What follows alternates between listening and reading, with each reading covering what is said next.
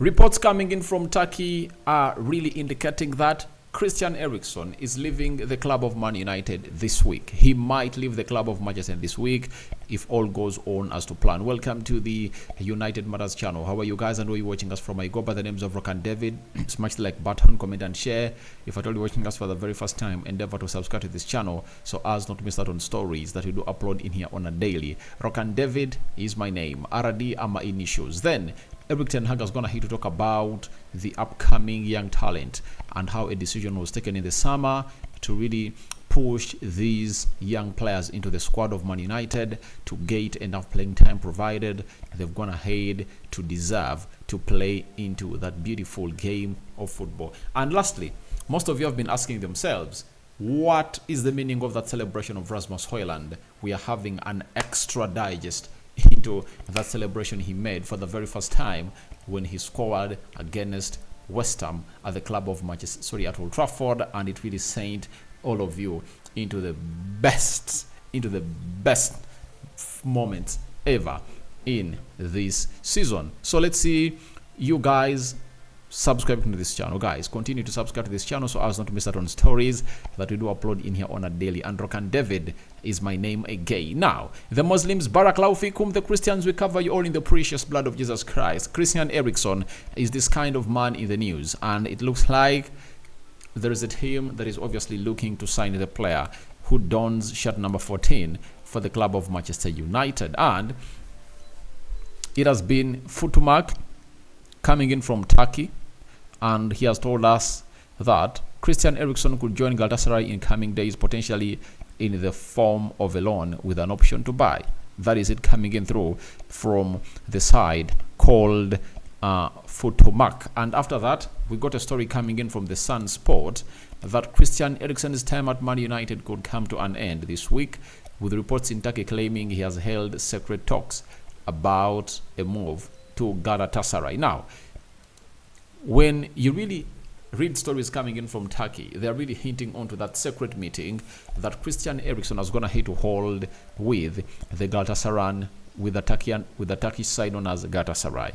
We all know how good Galatasaray is, and we went ahead to lose to them by 3-2 and 3-3 down in Turkey, and it really went ahead and not in our way possible as a club. So Galatasaray is a very good club, and they're trying to compete and build their squad, and they're looking at Christian Eriksen. At Manchester United, Christian Eriksen's time is really dimmed to really increase, because he cannot get ahead of the midfielders that we are really having. Casemiro's return, Amrabat's return from the African Cup of Nations, Kobbie Mainoo, and Scott McTominay. Those four players are ahead in the pecking order of Ten Hag, and it looks like he's now fifth fiddle. If Ten Hag had plans of playing Christian Eriksen as a number 10, for me, I believe that is his best position, though Ten Hag has never gone ahead to play him in that position ever since he signed him for the club of Man United. Then you would have gone ahead to say that maybe Christian Eriksen would have gone ahead to have a chance to play. Christian Eriksen knows it that he has to play for his national team in the Euros, and it might not play in his favor to obviously go to the Euros when he's at his best, because we all know that they're not gonna stop calling him. He's gonna be part of the Danish national team as one of the most experienced players in there, and they will need him in that midfield to obviously see how they tussle it out in the Euros. And them having Rasmus Højlund, one of the best forwards in the world in his age, Eriksen will be really obliged and really well positioned to really hit it going to where they deserve it to be by really releasing this player. So Eriksen is not getting enough playing time, because ever since Casemiro returned, Amrabat, Kobbie Mainoo, he hasn't even made it from the bench. I think the last game he played for Man United was when we were playing against Tottenham Hotspur, and he was taken off around the 60th minute, and they brought on Scott McTominay. So Ten Hag has gotten to know that Premier League is all about physique, and Eriksen lacks that. So it really perturbs him a lot to get in Eriksen on the field of play, unless otherwise we get a setback. But with this transfer window of Turkey still open, they're trying to contemplate on really getting him out. And if Atolia is going to hate to hold secret talks with Galatasaray, then that will be something important for him. And when you look at his contract situation, he signed a 3-year contract at Man United, and I think he came in through at the age of 30, and he's now, I think, 31, 32 years of age. That is Eriksen for you. And the board of Man United is considering obviously getting rid of players who are in their early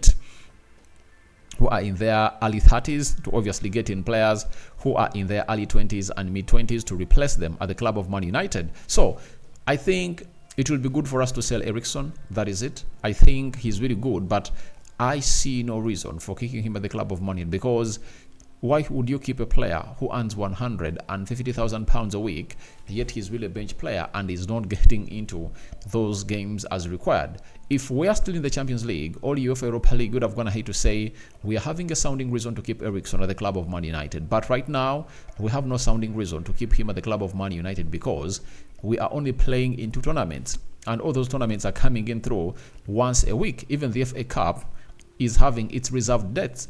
That's why you see to it that on the 28th, we'll either play the winner between Nottingham Forest and Bristol City, and it's going to be the weekend all reserved for FA Cup football, meaning that Premier League football won't really take place. So if you're playing 1 game per week, that means Ten Hag will always opt for Kobbie Mainoo and Casemiro in his double pivot. Every time he believes like he's supposed to make a substitute, he'll go in for either Amrabat or Scott McTominay. So Mason Mount is on his way back.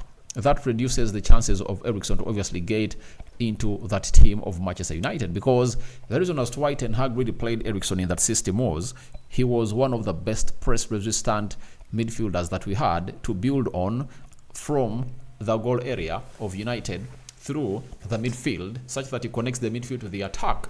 But the coming in of Kobbie Mainoo has gone ahead to change the situation. That Kobbie Mainoo is a mixture of Casemiro and Eriksen.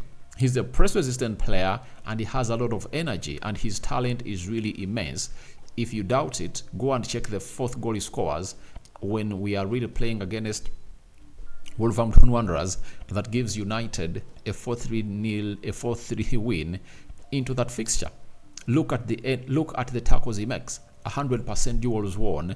He completes almost 88% of his passes on the field of play. He's the talk about town when you reach in the dressing room of Man United, and Eriksen has no chance to get into the team. And for that, if a Man United, if it's a loan with an option to buy, I guarantee it, because it comes up with 2 benefits. First and foremost, half of the salary is not going to be paid by Man United, meaning that every week we'll be saving £75,000 a week. That means we will be saving close to £300,000 a week for the next 6 months. That is close to £2 million, and that will obviously play a very huge role into our summer transfer signings. Then, if you're to get in like £5 million from him in the summer, that will act well, meaning that would have gone ahead to obviously get in close to £6 or £7 million from Eriksen, a player we got in from a free. We got him in as a free agent, and he has been here for 2 seasons, and we've gone ahead to obviously get money because of his resale value that he's really immense. But the big question is Christian Eriksen very desperate to go for Galatasaray on loan? I tell you, with the situation at Man United, he would like to leave and go ahead and really play for Galatasaray on loan, and then in the summer he might look out for a different club in the Premier League to sign him all else in an elite league to obviously take him where he deserves, because he believes that he still has some legs to play until 35. Then 35, he'll think about going to the Saudi Pro League and really play there. But a lot of offers are going to be put on the table, and I know Eriksen is really eager to leave. Have you gone ahead to hold secret talks of him leaving Man United? Confirms to you that he is really wanting to leave because of his limited playing time. And if you're Eriksen, this is evident and visible that you have no time to get into that team of Man United. To get time, you should pray for an injury of Casemiro or Kobbie Mainoo to get into that team, But even if Casemiro really gets an injury, Ten Hag will opt for Amrabat to play alongside Kobbie Mainoo, and his only prayer should be Kobbie Mainoo getting an injury, because he comes onto that pitch because of the absence of Kobbie Mainoo. So we'll wait and see how this is going to pan out. I know it's going to gain momentum until the transfer window of Turkey really closes down. And it's always evident that their transfer window takes more 7 days after this one is going to hit to close. So wait and see how that pans out. Ten Hag has gone ahead and really said the future of these promising young players, that is Kobe Mainoo, Garnacho, and Rasmus Højlund. He has said the future is promising. This is the choice we made this summer by bringing in young players and bringing in players from the academy. We want to give them this opportunity. They are progressing. Bravo to them and all the staff involved. You know, if you are to find excitement coming in from the academy of Man United, you have to look no further than Erik Ten Hag. Because when you look at the top 7 clubs, or even if you go to the traditional 5 or 4 for the club for the Premier League, no team is gonna hate obviously get in exciting players from the academy this season. We've been doing this all along, but this season it's really very, very special. Why? Man United has Garnacho, Højlund, and Garnacho, and they are into the starting 11 of Manchester United. Then, when you look at Arsenal, I don't think they've gone ahead to really recruit more from the academy. They're still reliant on to Saka and Gabriel Martinelli. But other players coming in from the academy than Nwaneris, they haven't gone ahead to be given chances. When you go to Manchester City, they're having Rico Lewis. They're really having Foden, who scored a hat-trick yesterday. He's really flamboyant and really showing all his capabilities as a player. Then there is another known as Bob. Bob is really good, and I've gone ahead to get impressed by him. Very much remembered for the goal he scores against Newcastle. Let's go to the side of Liverpool. Liverpool, they have in, is it Barnett, that right back that went ahead to score a goal against Chelsea, and he put up 1 assist. Then Elliott, Curtis-Jones. But if you really talk about those players, Chelsea, they are not really ready to meet the levels of how exciting these players are at the club of Man United. And Ten Hag is saying he has gone ahead to give them an opportunity, and they've gone ahead to use it very well. And if at all you're good enough, you'll come onto the pitch and obviously represent for the club of Manchester United. That's the beauty that I've gone ahead to enjoy from Erik Ten Hag and the decision he's really making, because very few managers under the pressure he's been having at the club of Man United who could opt for young talent when he's having senior players. You know, there are players off the bench that can do the job, but he believes these young players are really good to go with, because he knows he can enter into their brain and really see to it that they obviously do the right thing. And he's a genius at really coaching these young talents, and he's really one of the best in the world. That is Erik Ten Hag for you. So we wish Garnacho, Rasmus Højlund, and Kobe Mainoo the best. And remember, there is Amad Diallo coming in through. There is Fosun Omori coming in through. Kambuala has made close to 2-3 games for the club of Man United, and it shows you the quality. He made his debut and he played his first game, guys. He played against West Ham and he played very well. You know, if it was not the mistakes that we did, we wouldn't have gone ahead to see ourselves really concede goals like those. So Kambuala is another one that is gonna really shake tables into that team of Man United, and Ten Hag deserves kudos, all his flowers for that. We go to Rasmus Højlund. People have been asking themselves, what is that celebration all about that he made? We had never seen him do it, and he has come out and really spoken about that celebration he made after scoring his first goal at Old Trafford that saw him score in 4 consecutive Premier League games, and he now has 6 goal contributions, all involvements in his career at Man United, and the total number of goals scored is 10, and he's having 2 assists, 12 goal involvements, and I know he's gonna score 20. I reiterate it because I want you guys not to forget it every day. Then Rasmus Højlund, on his celebration, he says, it's for a friend. We talked about it and he reminded me of it when I was in Denmark. If I play the guitar, I got one for Christmas, but I haven't really used it yet. So this celebration has lots of memories for him, and it's his own celebration, by the way. I haven't seen any player in the world of football celebrating like this, meaning that he's gonna come up with his trademark celebration that many people are really gonna love. And this shows you that this guy has hallmarks of really becoming one of the best players in the world. You know, such such trademarks all show us a mark on a player who is going to be one of the biggest in the world, and Rasmus Højlund went ahead to celebrate like that. And I would love to see more 10 celebrations like that before the end of the season. 10 plus. I want to see him score 20 goals, and I believe he's going to really get to where he deserves to be. And I would love to address everyone who thinks that Rasmus Højlund needs an experienced striker to play behind him in this way. So, how old is Haaland at Man City? Haaland is 23. How old is Julian Alves? I think Julian Alves is 21 years of age. So, if he's that age, right, who is the experienced striker and who's learning from the other? Why do people want to fool us about experience of a striker and downplay the efforts of the manager? A manager is there to make a player better.